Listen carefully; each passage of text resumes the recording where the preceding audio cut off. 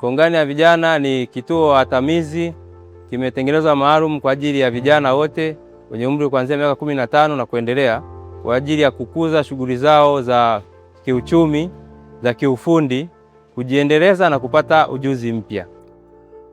Kutoka kwenye maeneo yasiyo rasmi hadi kwenye eneo moja la uzalishaji. Hapa ni halmashauri ya manispaa ya Bukoba mkoani Kagera. Vijana 121 wamekusanywa kwa pamoja ndani ya kongani hii ya vijana. Hapa wanafanya shughuli zinazogusa moja kwa moja uchumi wao wa kila siku.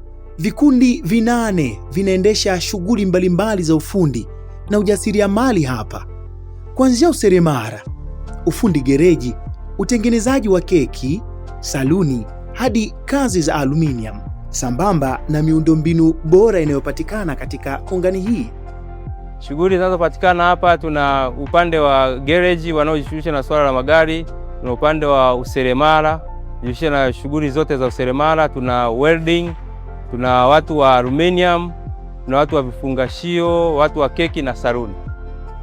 Vikundi hivi vimewezeshwa mitaji kupitia mikopo ya 10% ya halmashauri, ambapo kwa mujibu wa taarifa za eneo hili, kila kikundi kimepata mkopo wake, na jumla ya mikopo yote iliyotolewa katika vikundi hivi 8 ni zaidi ya shilingi milioni 50.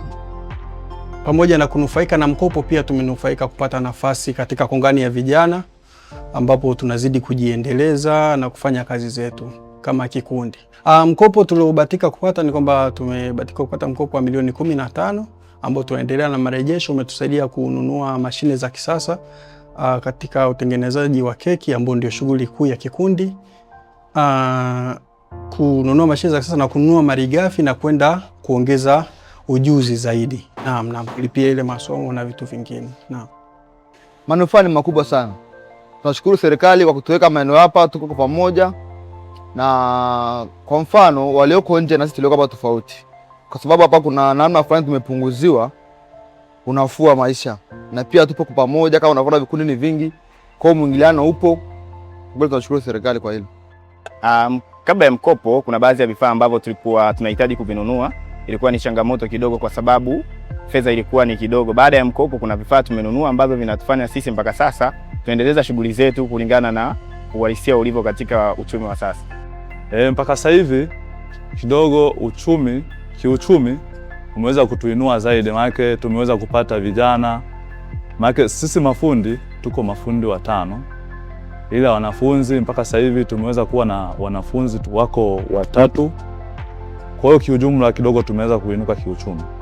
Huu ni utekelezaji wa ahadi ya Mheshimiwa Rais Daktari Samia Suluhu Hassan ya kujenga kongani ya viwanda katika kila wilaya ili kuongeza thamani ya mazao ya kazi za vijana. Tuko kazini na mama, kazi na maendeleo. Tupo kazini na mama, kazi na maendeleo. Kazi na maendeleo. Kazi na maendeleo. Mama kazini, kazi na maendeleo.